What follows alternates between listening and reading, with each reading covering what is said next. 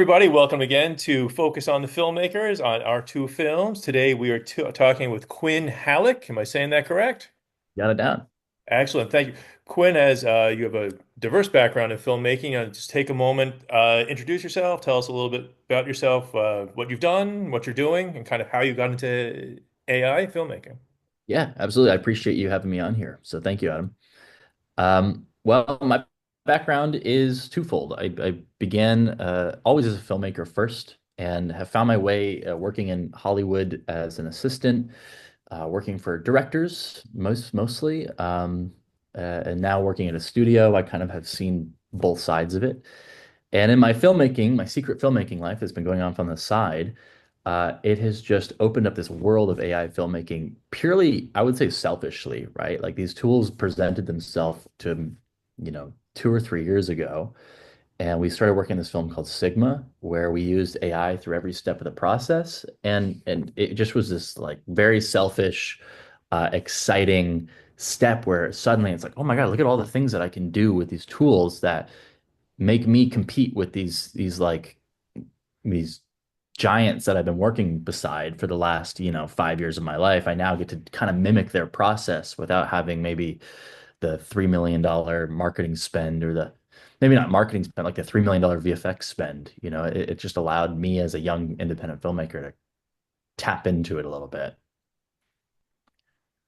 But yeah, that's me now. Now I'm still working in a studio. I'm still creating every day and entering into advertising with AI and just starting trying to help guide the conversation of AI where some interesting conversations happening. But I appreciate you having me here.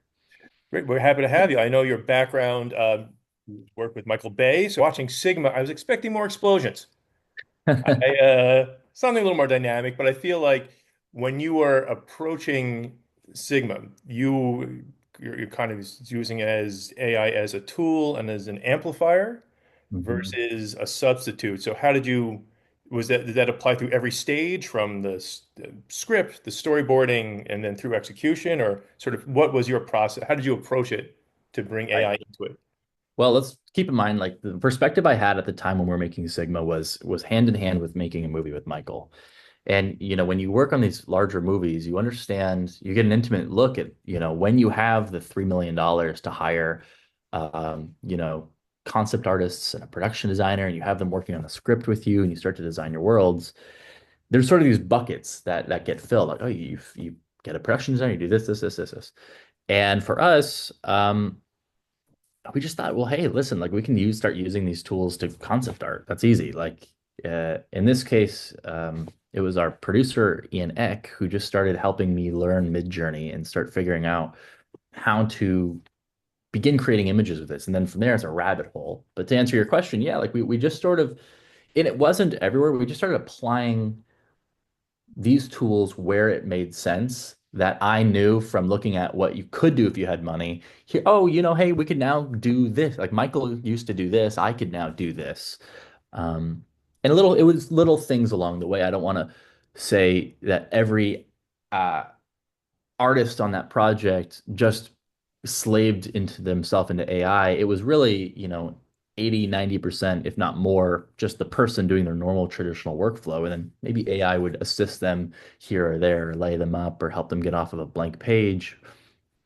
And yeah, we just, it began as an experiment, more of like a thought experiment because the original IP of the movie is based on a true story. A Google engineer had snuck in a journalist, or rather, the real story is at his apartment. But in any case, and so the inception was based off of a real transcript from a real AI having a conversation with a human. It was just a back and forth. And so Ian said at one point in production, like, "Hey, why don't we just use? There's some cool AI tools coming out. Like, it'd be kind of fun to use these on the project."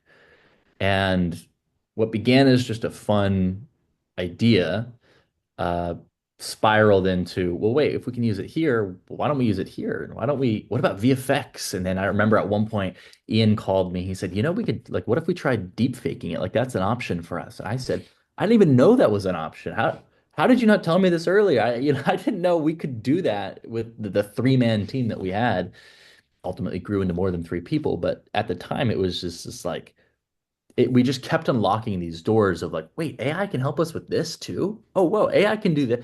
Oh, wow, I can create a model of my character that my actor can use to bounce off of and like create a backstory for the thing. Oh, that's cool. That's pretty fun. So we just it was a discovery process that just every moment further and further we got into it, we realized where these tools could kind of assist us in the traditional process. Cool. Now, did you bump into any were- at any stage that you found the AI almost there were limitations to what it could do, but did that springboard off into, all right, here we're going to adjust sort of the work process. Like we want to incorporate it, but it can only do X. So we're going to either work around it or build from that. All the time. I mean, keep in mind when we're working on this, this is 3 years ago, 2 years ago, probably 2 years, no, 2 years ago. And the tools back then are not what they are today.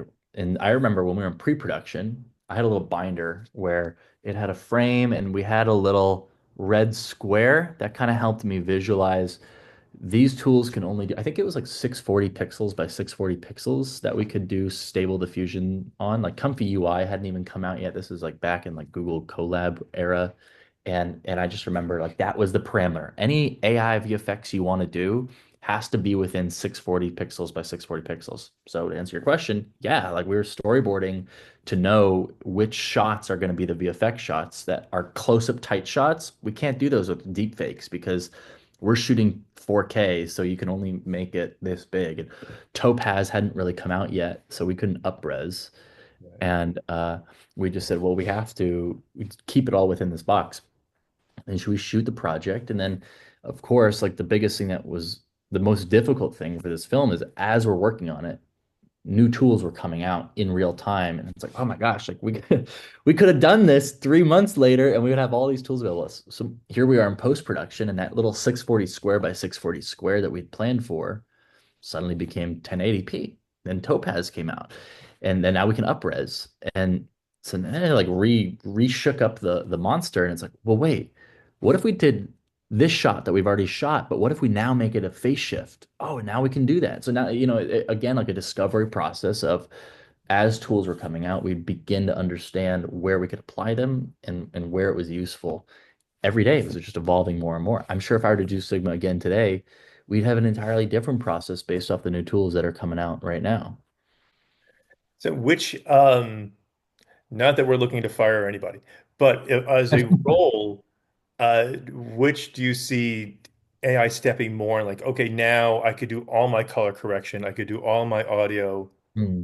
with AI right now. And in terms of if you're democratizing the process and simplifying it down to work with as few people as you have to, which area do you think is most likely able to be sort of fully sort of Hmm. automated? Really interesting question. I mean, it'll be the non-creative roles.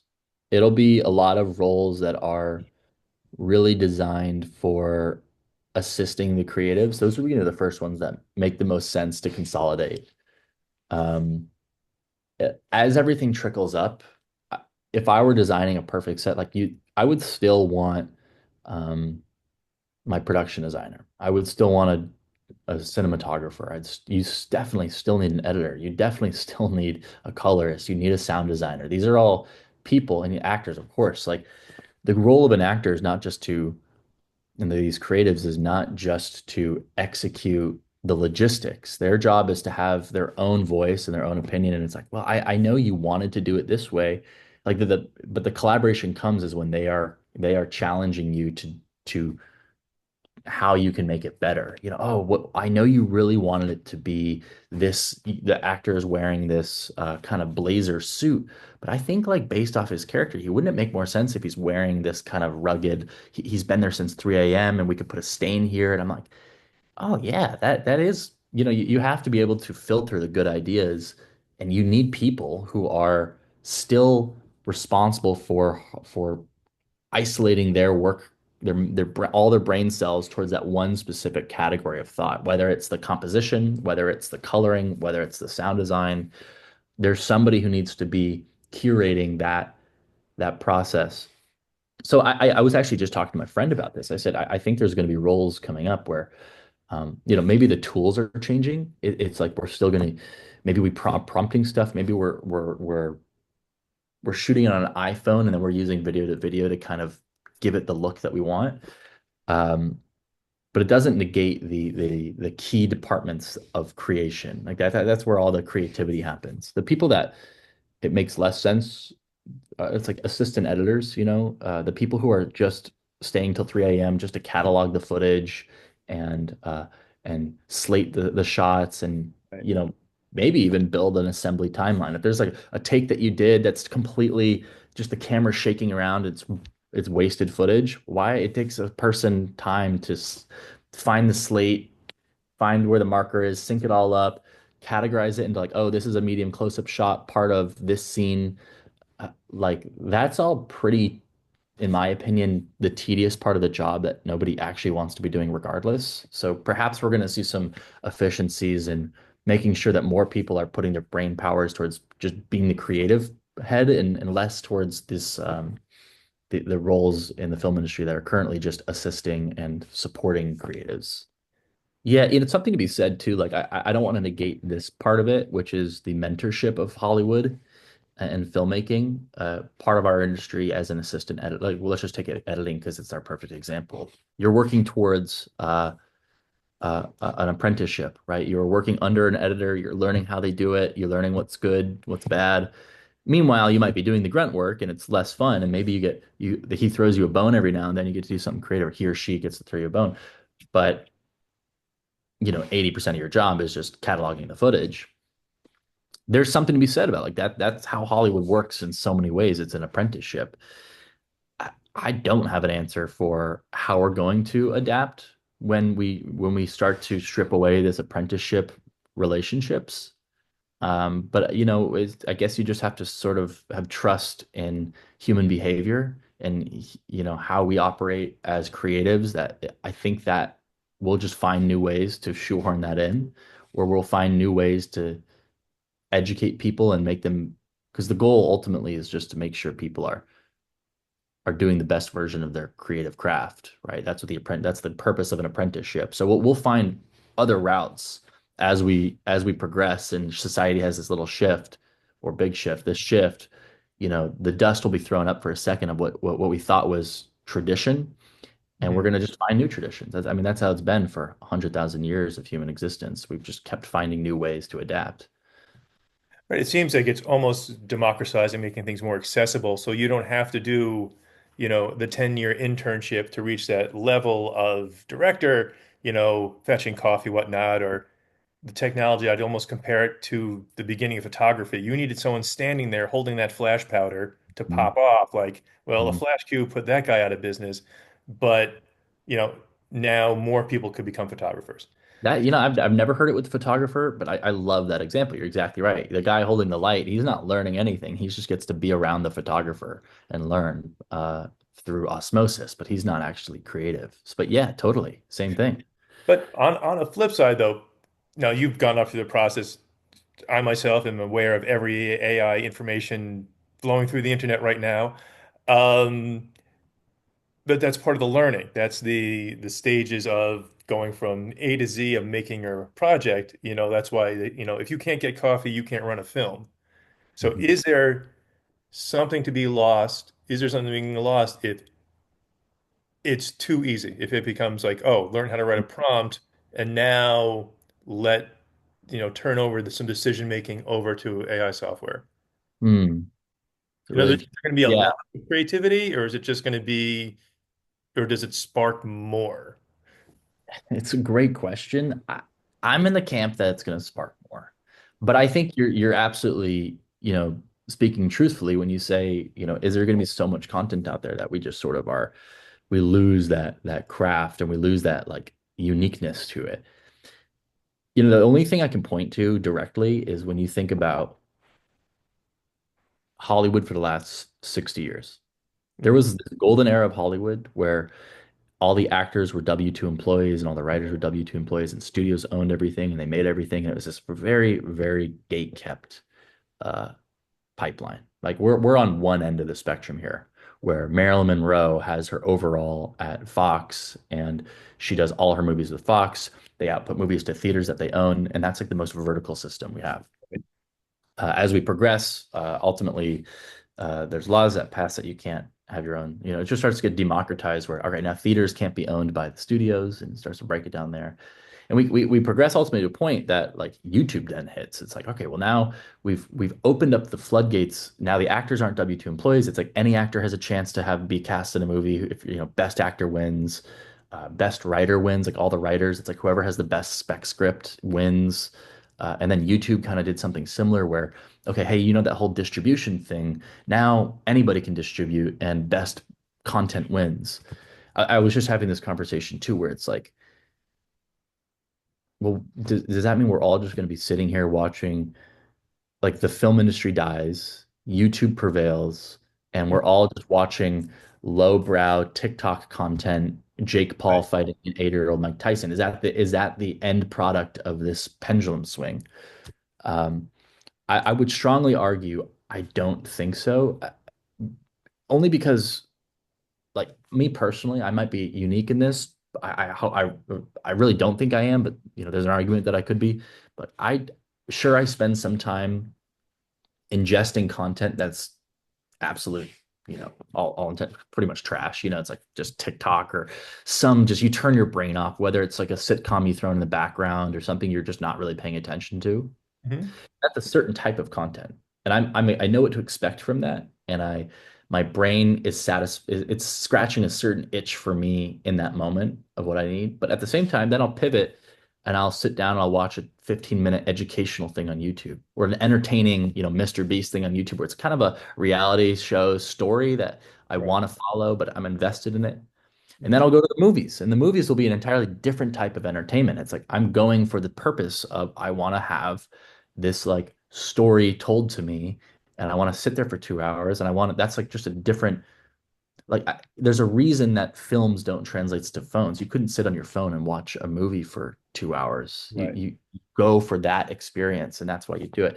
I'm not here to preach theaters, but I am here to preach that as we see technology shift, I don't think the brain chemistry of what our needs are will shift. I think we'll still want those stories, we'll still want the garbage content, and we'll still want this. So uh, it gives all it's doing to when we're talking about democratization to your question, it's going to give more opportunity for people to be creatives. Yes. It will allow more people to create garbage. Yes. Mhm. The best will percolate to the top, just as any algorithm does today. You're on TikTok, you're only seeing the best TikTok videos, and it will satisfy that niche. But hypothetically, I don't know if it will touch this world, but if it ends up touching the feature film long form story world, how will AI take that over? Will it completely take it over? And it's just great. I always rest on my laurels. That's like it is always going to be just a tool. I don't see a world where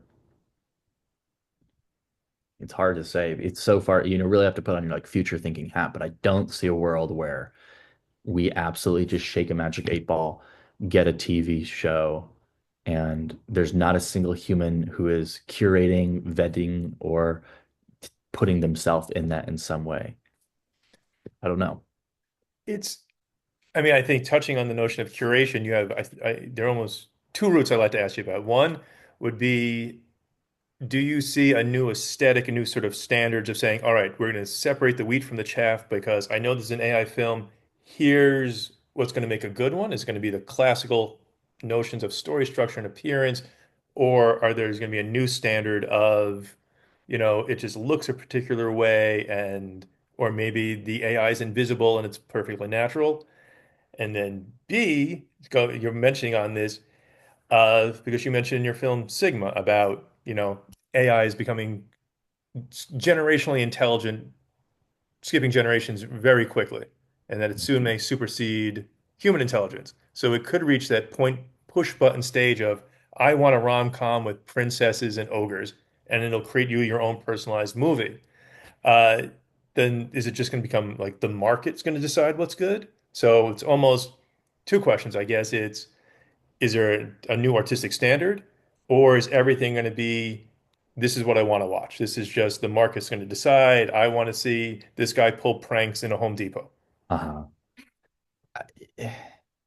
It's a bit of both. And I say that because the artistic standard of it is like there's something we can always go back to, which is that the story has always been paramount. You know, you go back and you watch South by Southwest and there's a driving sequence and he's turning the wheel and he looks like a goofball doing it because he's sitting on a soundstage and the background is just this shaky pre and you're watching this chase sequence and maybe it catches you for a second that you say, wow, that's a really bad process trailer or poor man's process of filmmaking, but you just don't care. You know, the you don't, that washes away so quickly the logistics of how they made it, and you really are just like best story wins. Like this is such a good story. I'm riveted in the car chase. I'm not really thinking about how crappy that prop gun looks. That washes away pretty quickly. So when we talk about standards, the same thing with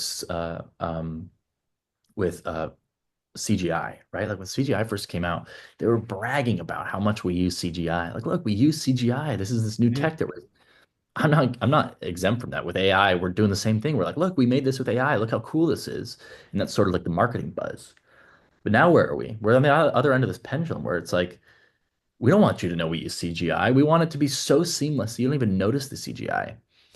There's no doubt in my mind we're going to get to a point where standards are just, hey, we just really want a good story at the end of the day. And like, however you made it, whatever, if you use CGI, great. If you used AI, great. The stigma around AI is what is the elephant in the room right now. It's just purely the stigma, in my opinion. People don't understand it. They're afraid of it. They want to address it as though it's as they should, like some bigger issue of of like security and artists being weeded out, and these are all real problems. But when it comes to like you sitting in a room watching a movie, do you care if it was made by AI or not? Is that going to affect the story you're watching? If you walk away and you're like, that was a great story. Really like that. I really like that movie, South by Southwest. And you say, well, did you know they filmed that wasn't actually them driving? That was them on a process trailer. You sort of just say, I don't care. It was a good movie. I liked it. When your second part of your question, which is talking about um, basically is the market going to decide what's good or not? If I'm hearing your question correctly, it's sort of like as we get so much content, like how do we know what the new standard of story is? Is that kind of what your question was? Right. In other words, if you look at what's popular on TikTok, does that mean it is good or it is just popular? Now, is that Ah, so if everyone's producing films, everyone's producing shows, is it just the yeah. fact that it's got 50 million views, therefore this is good? Oh, God, it's something interesting, right? Like we can hack in, like for lack of better terms, we can sort of hack into the attention span of a human, right? Like humans are very just clickbaity. You just click on the Right. clickbait thing, and is that the best thing to watch, or is that just the thing that's the most popular? Um, we still no, I don't like in the world we're in today, where people are still the curators. Um, again, I don't think we devolve into a world where kind of what you're pitching in a way is you're pitching the movie Idiocracy, if you've seen that, right? Of He course. just sits there eating his popcorn and like, dude, he just watched a guy get his balls kicked, and that's what everybody watches, and we've lost the art of like really meaningful storytelling, right? And in your scenario, you're saying if we just let the uh, algorithms again, I don't want to go back to a world where it's just like I don't stand in the camp where it's only ever going to be algorithms feeding us stuff and we have no idea, there's no human curation. But um, like again, going back to the three categories of thought, we need storytelling. We need thoughtful storytelling to Mhm.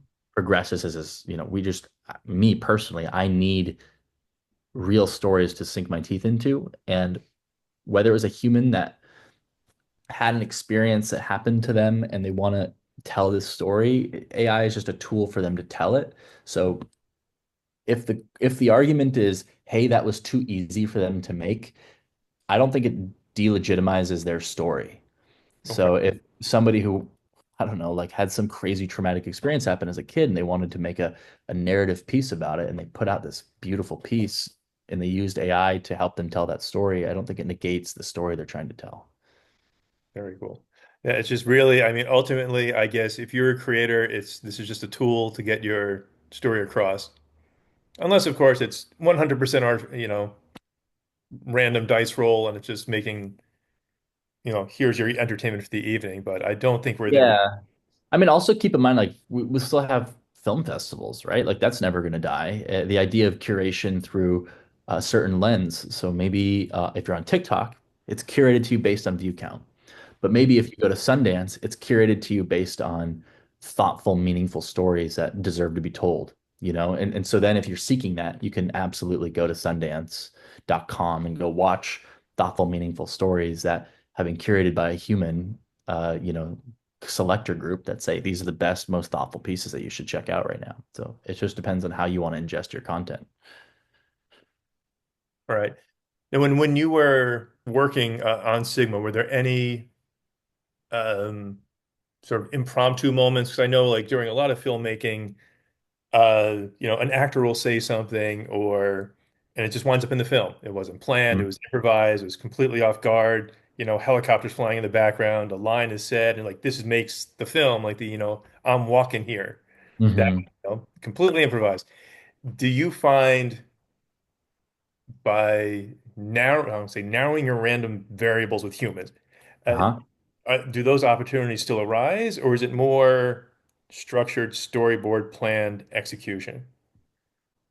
It's an interesting question, right? What we're talking about is physical production, live action production, where actors, something happens to them on set.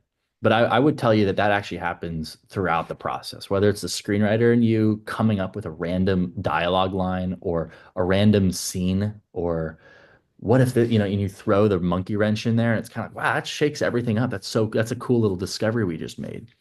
That happens like everywhere throughout the process of filmmaking, from when you're writing it to when you're on set. Yeah, sure, you lose a location. Now we have to go film at the church instead of the town hall. And wow, actually, it's really cool in the church. It adds this weird religious context to the whole story now.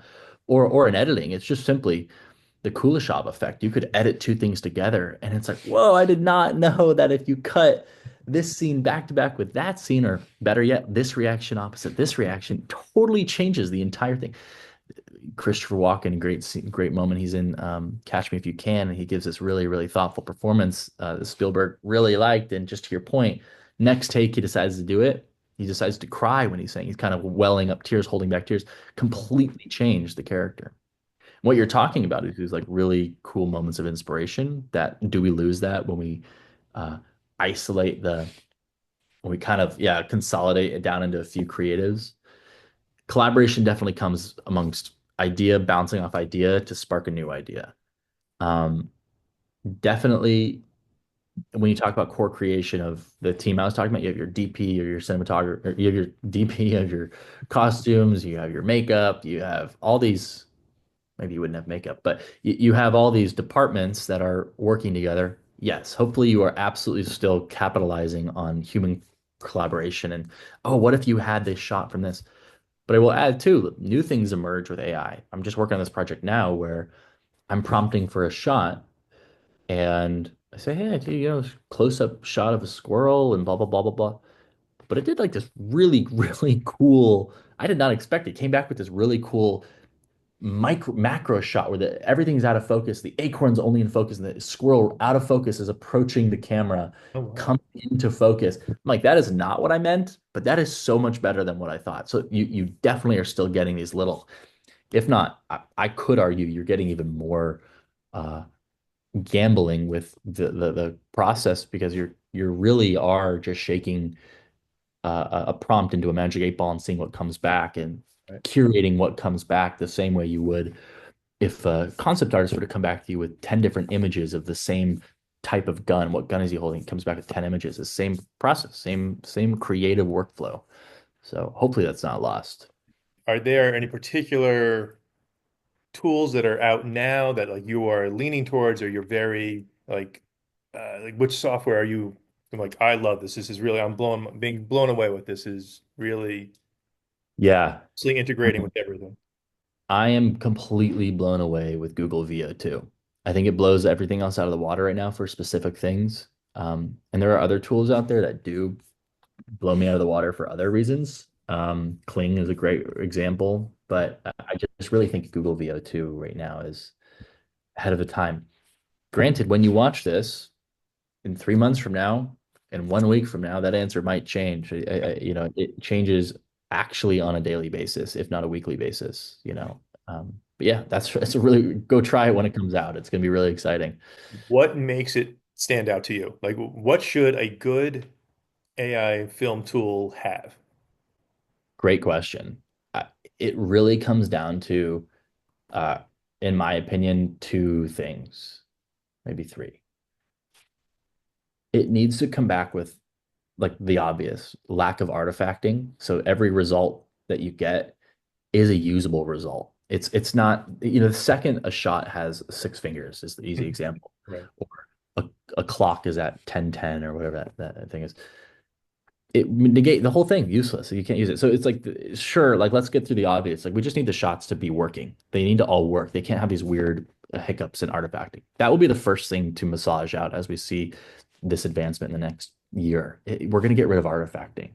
But the next thing is control of the vision, being able to have consistency of characters first and foremost, but secondly, way beyond just, hey, it's a guy in a red jacket and this is what he looks like. I mean, like, what lens choices am I on? Because as a director, I choose my lens set like I'm choosing it's a very important part of the story. Do I want a lot of vignetting? Do I want it to be kind of warped and it makes it a little weird and eerie? Or do I want a very clean, flat commercial look? Like, these are all decisions that, from your lens choice to your camera choice to your location choice, I want to be able to have control over these bigger things. And thirdly is camera control. I mean, if I've always pitched the perfect AI tool for me would be, um, if I could take my phone. I know there are tools kind of like this, but none of them have sort of clicked into the rapidness that I want to do this. But if I could take my phone, uh, throw up the Artemis app or this app that, you know, allows you to be like, I'm on a 50 millimeter lens. This is sort of what it is. And I do a movement. So I have full control of how I want that movement to react and do my thing. And then it can incorporate, then I have control of how I want to tell it. And then it will do all of the semantics beyond that. But as a director, like that's the most important thing is how you're moving that camera to help tell that story. Yeah. So camera control, that's the second thing. These are the two big things that I think we need to figure out. Consistency in camera control and just control in general, but also just getting rid of artifacting. Um, Now, do you see, since a large part of it is prompt writing, and like right now, there's already kind of a language of film when you're writing a script and instructions and paid camera directions. Do you almost see like a new language of film evolving as you do prompt writing? In other words, you're communicating not to like the language, the script language evolves, so everyone who gets a script can read it and see their part and know what they have to do, and it's sort of a shortcut to speak to a lot of people. Do you see almost a new language of film evolving? So you're interfacing with an AI better and clearer. The first thing to change, you're absolutely right. We're in a weird world right now, the very beginning of this, where the only interface we have, the user interface we have, is from the perspective of people in the tech industry, where they understand visually what it means to write code, or they understand the relationship of somebody, you know, using this kind of interface. From a creative perspective, me, it's not about prompting. It's like prompting it's fine, but it's almost as the mindset of a coder, where you kind of, yeah, you do need to have a language, but I think that will be massaged out to be a little bit more user friendly. Where, and I don't mean, maybe it's as simple as like a Mad Libs where you kind of decide, but I can tell you this pipeline that's been really helpful for me. Okay. Within ChatGPT, I've been able to create like a prompt engine. So it knows, and I'll do one model per project. So if I'm on a project and I say, hey, I want you to make me a prompt, and um, I want it to be this color palette. Every time you prompt, I want you to make sure it's this color palette, this lens choice. I want to make sure it's this style. These are the characters. So there's this guy, and I'll upload a photo of what the guy looks like. There's this location. It looks like this. I want it to tonally feel like this. And I kind of give it the parameters. Like I'm almost like training a toddler, like how to interact, how to do the thing I want it to do. And then once it's kind of like, oh, okay, I get it. Like you want to make a horror film that's set on a boat and blah blah blah blah blah. I get that. Okay, cool, cool, cool.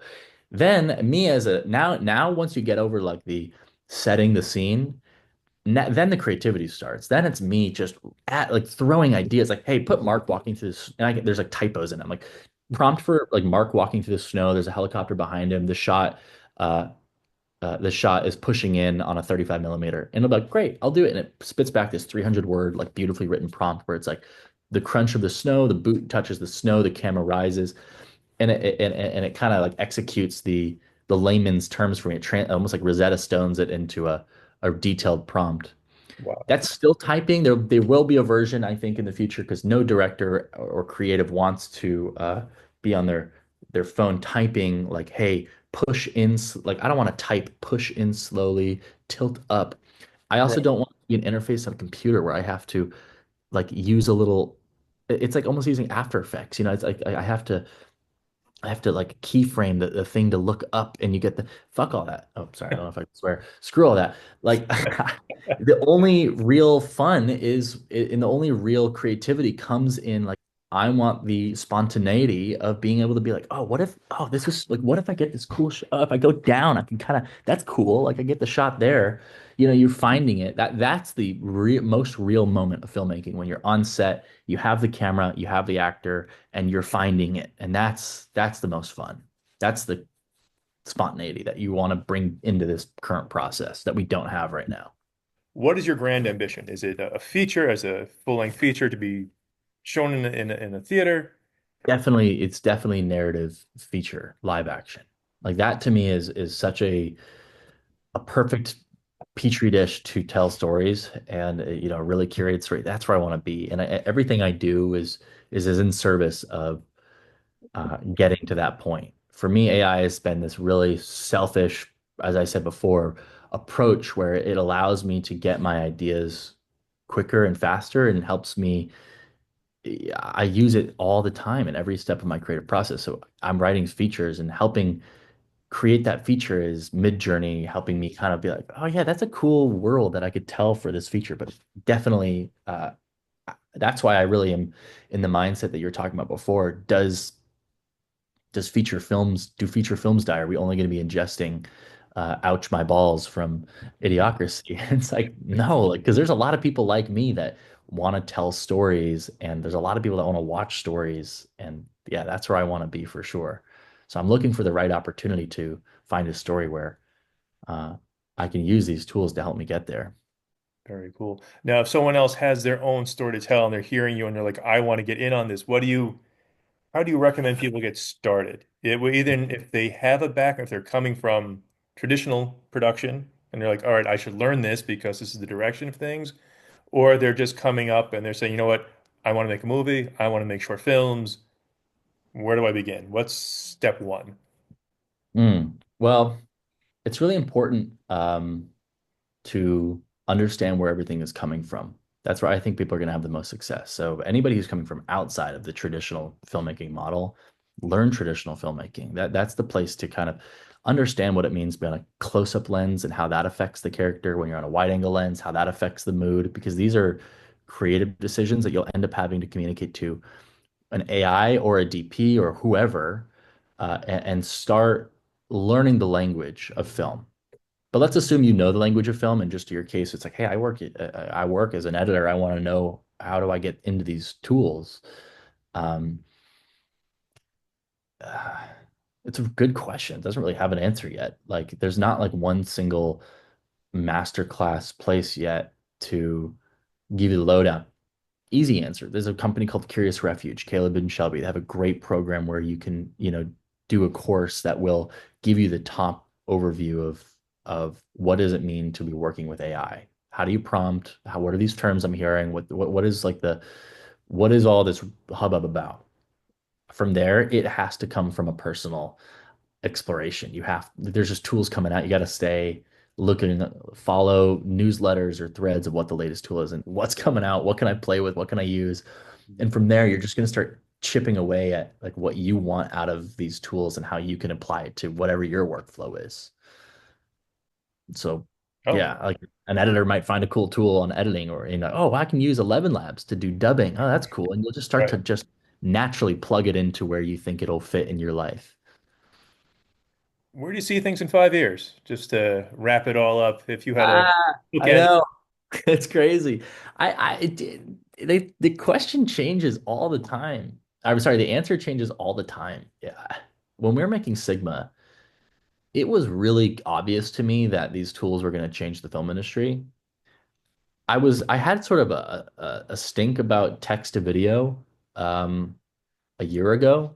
I was like, it's just not going to give, like going back to my example of using the camera and being able to in physically interact with the things was, and the collaboration of people is our core values that I don't want to lose. That text to video just completely throws that all away. It's just one guy alone in a basement typing and getting video back and calling himself a filmmaker. Like, but it's my answer's kind of changing as these tools are getting better, and ultimately, like, and this is going to sound very uh, broad and very kind of a little too top level, but the whole idea of creativity, if we were to like remove all of this conversations about AI, about what camera you're using, about everything, creativity at its core is getting whatever idea is up here onto screen, right? And there's so many tools and methods we can use, whether it's a paintbrush onto a blank canvas,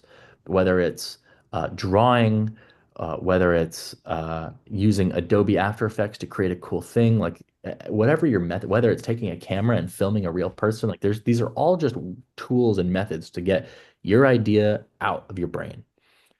AI is just another perfect example of that. And so as we go into 5 years from now, the conversation has to remain on that through line. Like, how are we going to get ideas from here onto our canvas per se more efficiently and better to tell better stories? Like, that's ultimately the goal. I don't know what tools those will be. I don't know how we're going to do it in 5 years. Maybe it's some amalgamation of working with a small team and text to prompt and that'll be obvious. But I can say this. I can like this is definitely what I can say with full confidence. Having worked in the studio world, like I wish I could scream this from the mountaintops a little bit louder. Studios care about a bottom line. Like at the end of the day, like as much as content is king, content is king is in service of a budget, and a studio really only cares about how much are we spending per minute on a piece of content, all things included. How much do we spend on this episode per minute, Mhm. and then how much are we getting back? What's our ROI? That's all they care about, right? Mhm. And so they do little things like, oh, we Atlanta, that's a great tax incentive. That's going to help us reduce the cost per minute. And so let's all go film in Atlanta. As long as what we're getting is a successful ROI, that's what we care about. And the second that Atlanta doesn't offer the best tax incentives, maybe hypothetically it's Montana, or maybe it's like people are going to go to the Dominican Republic or wherever. It's just like they just jump to the next thing that's going to be most cost effective for the studio, and that's it. It's just like, all right, bye Atlanta, let's go to Dominican Republic now that they're cheaper, and it's a full shift. It's just like you just move to the next most exciting, the next cheapest thing. So with AI right now, it's just this pendulum, and I think there's going to be some studios are going to experiment with it, but it's not going to be cost effective yet. Perfect example here is like electric cars, right? Like electric cars are just expensive enough that it kind of balances out on the. There'll just be a day that it's cheaper to buy an electric car than a gas car, and then Right. everyone's just going to buy electric cars. Pendulum will pivot. Mhm. I strongly think this will happen with AI. When a studio thinks about the logistics it takes to film a movie, and they're thinking, well, we have to get an actor, and the actor has to sign all these deals, and we have to get the locations, and we have to do all this prep, let alone development hell, let alone the headache of getting everybody on board at a certain time and the scheduling and it takes so much producing to get a movie made, let alone the logistics of, oh no, the location burned down. Now we have to go to this location. Oh, the insurance kicks in. Oh, we have to deal with financiers and then they're getting a cut. And oh, now all these just like the headache of film, as much as I love it, is like on a balance sheet does not compete with if you could create a one-to-one the exact same product and it just is with you do it for $100,000 with a five-man team for like 2 months. They're gonna be like, why would we ever have done all this headache of going and physically filming it when it's, and so I just think like there'll be a day that it's just all the studios will be like, oh yeah, this makes way more sense. Like why it's gonna be the same thing as like dial up. People are gonna say, why did you ever do that back then? You're like, I don't know, it's just what we did. That's how we did it. Or like doctors, it's like, why did you put leeches on their skin? It's like, it sucked the blood and we thought it helped them. It's just how we did it back then. Why did you cut off their leg when he got a shot in the leg? The infection. That's all we knew how to do back then. Filmmaking, I think we've done filmmaking the same way for 100 years. People are going to say, why did you probably put 300 people on set and spend $140 million making that? And you're like, I don't know. It's just how we did it back then. So, yeah, that's maybe 5 years. Maybe that's what it'll be. Maybe the pendulum will definitely swing and it'll just make more sense. Yeah, I look forward to seeing it. I think we all do. Thank you so much for coming by and making the time to talk with us. This would be great, and I hope we can keep the conversation going. Absolutely. Forward to it. I really appreciate you bringing me on here, and I just love to talk about this stuff. So hopefully it was some knowledge and some good thought provoking. Makes you think, doesn't it? Makes you think.